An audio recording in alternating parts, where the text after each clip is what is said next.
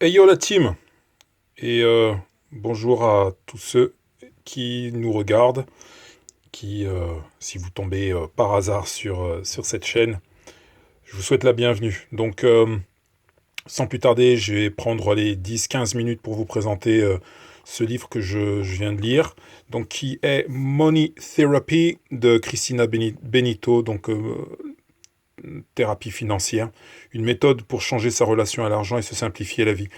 Donc quatre branches. Première branche qui serait une branche introductive concernant son rapport à l'argent. Deuxième branche, la rouge, qui correspondrait à la manière de générer de l'argent. Branche marron, comment conserver l'argent. Et enfin, branche orange pour la multiplier. Alors, en ce qui concerne notre rapport à l'argent, nous nous rendons compte dans le livre en fait que nous avons une relation à l'argent qui correspond aussi à notre manière de nous considérer. C'est-à-dire qui suis-je en fait. L'argent représente ma manière d'être, ma manière d'être, elle représente qui je suis. Alors très souvent quand j'en parle, il suffit de regarder, je prends l'exemple d'un relevé de compte bancaire de quelqu'un qui, par exemple, sur son relevé, on se rend compte que souvent, il a des achats genre, tu sais, achats chez une stripteaseuse, achats de vidéos porno et tout ça. Donc voilà, ces achats reflètent qui il est. De la même manière, quelqu'un serait, voilà, achèterait des baskets, des fringues et tout ça. Ce serait une personne qui, voilà, qui serait, je sais pas si je puis dire matérialiste, mais en tout cas qui aime bien prendre soin de lui. Voilà.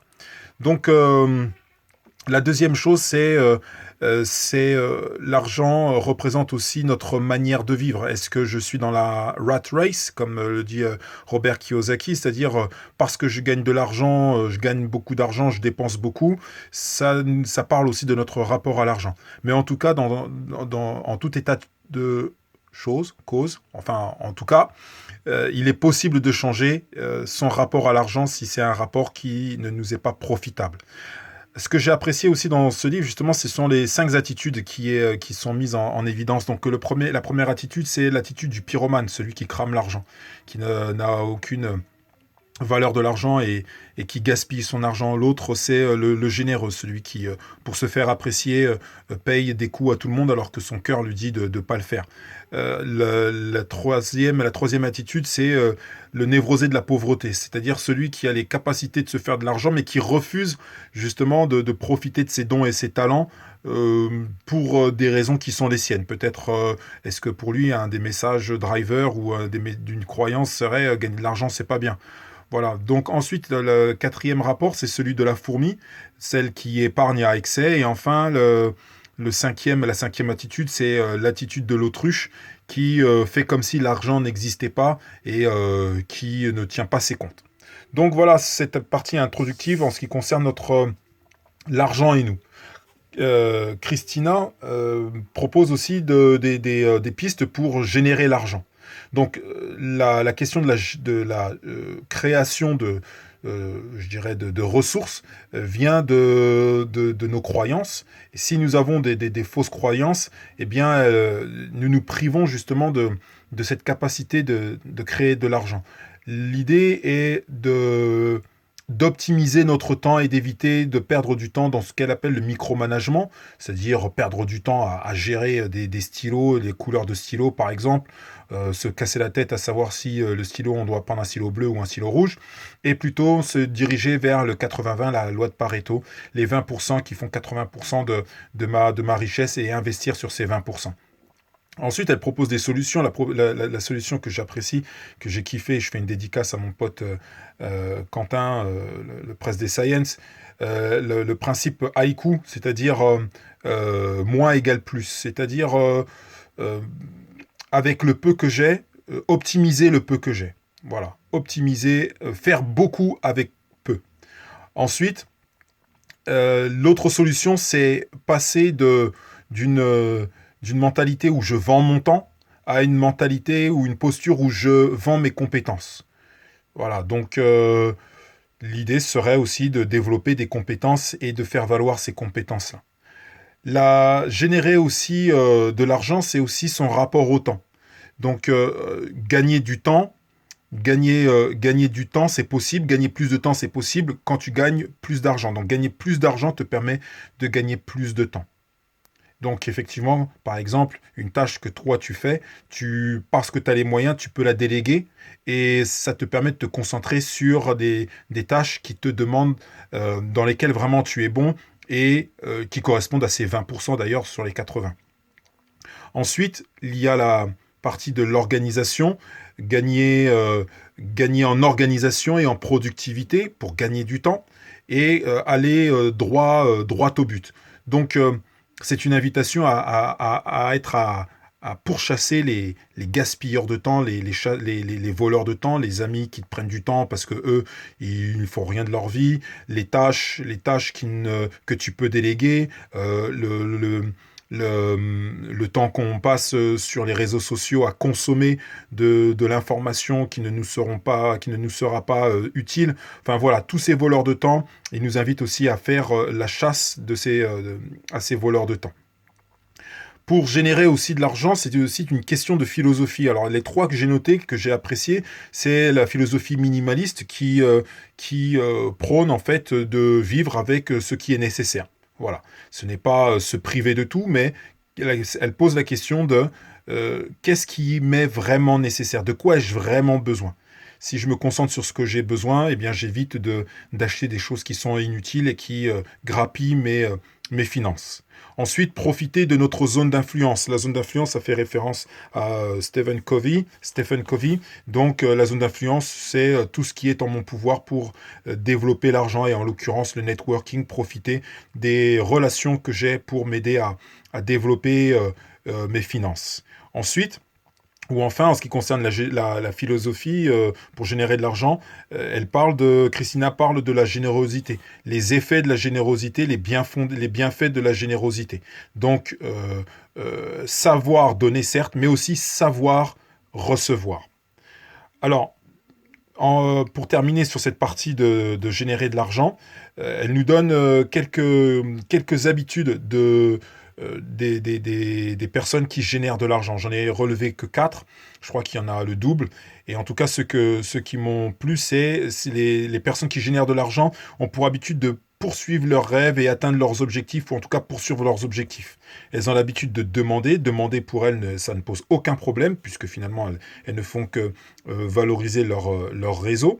Elles ont des mentors, des personnes qui partagent leur expérience pour les aider à avancer. Et ensuite, les premiers réflexes qu'elles ont, c'est quand elles ont de l'argent, elles l'épargnent. La troisième branche, la branche de conserver l'argent. Comment est-ce que je conserve l'argent? En 3 étapes. Faire une radiographie de ses finances, c'est-à-dire j'ai un regard objectif de ma situation financière et je me pose les bonnes questions. Pour revenir au minimalisme, est-ce que j'ai besoin d'acheter une maison ou est-ce que pour moi, il est préférable d'être en location? Il n'y a pas de bonne réponse ou de mauvaise réponse, tout dépend de notre objectif. Ensuite, faire la chasse à ce qui grappille notre argent. Donc les frais inutiles, les dépenses inutiles, voilà, qui gaspillent non seulement du temps mais aussi de l'argent. Donc voilà. Ensuite, pour conserver l'argent, elle propose justement des plaisirs simples. Il est possible de se faire plaisir, soit en dépensant moins, par exemple en achetant des habits genre à la Vinted, en fait, de deuxième main, d'occasion, ou encore utiliser le principe de Hara Hachibu,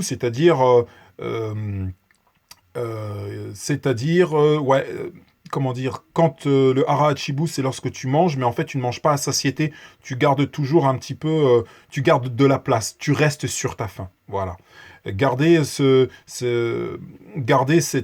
Utiliser cette mentalité de rester sur sa faim et d'accepter de rester sur sa faim. C'est comme, en fait, en anglais, c'est le delay gratification, être capable de repousser son plaisir à plus tard.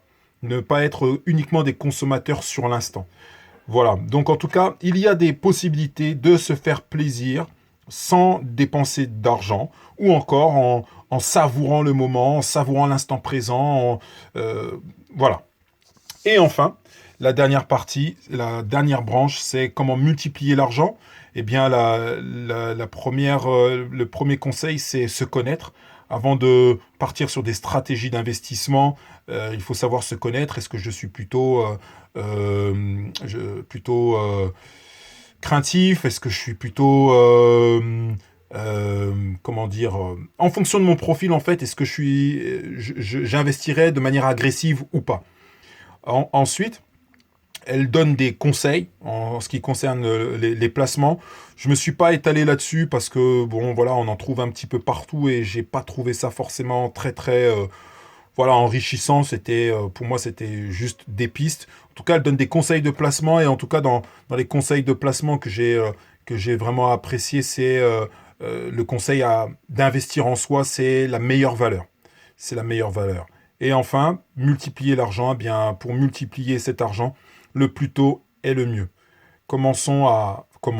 Bah, je suis déjà avancé en âge, mais si t'as 20 ans, mec, si t'as 20 ans, Miss, commence maintenant, ou même si t'as 15 ans, 10 ans, que tu tombes sur cette vidéo, dès que t'as de l'argent, commence à placer ton argent et à le diviser. Alors, justement, je vais finir par une touche personnelle.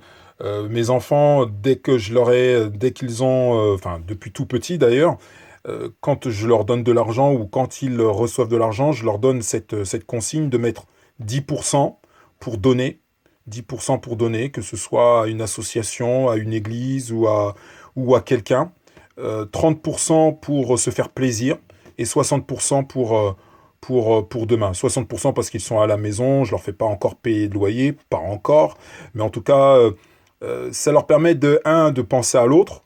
Ça reprend l'idée de générosité, de générer de l'argent en donnant. Parce que je suis persuadé que ça crée aussi une mentalité d'abondance. Et ensuite, les 30%, parce que je pense que c'est aussi important de se faire plaisir. Et après, pour reprendre les conseils de Christina, se faire plaisir, mais à partir de quoi et sur quoi? Mais c'est important aussi de se faire plaisir. Et enfin, les 60%, parce que demain, voilà, je prépare demain aujourd'hui. Donc, voilà, c'était un livre j'ai pris du plaisir à lire ce livre. Et il n'est pas révolutionnaire, il est très terre à terre, avec quand même des exemples sympas, avec des anecdotes qui viennent, je dirais, qui viennent donner une bouffée d'air fraîche à toute la théorie, qui viennent en tout cas illustrer. Et c'est un livre que je pourrais conseiller, d'autant plus que la pochette, la couverture est vraiment agréable et sympa. Donc, Money Therapy de Christina Benito, je vous le conseille. C'était Coach One Step, JP, aka Be Wise, comme tu veux. Merci la team. Et voilà, je vous invite à lâcher vos commentaires par rapport à ce que vous avez pu entendre sur cette vidéo. Merci à vous. Peace out.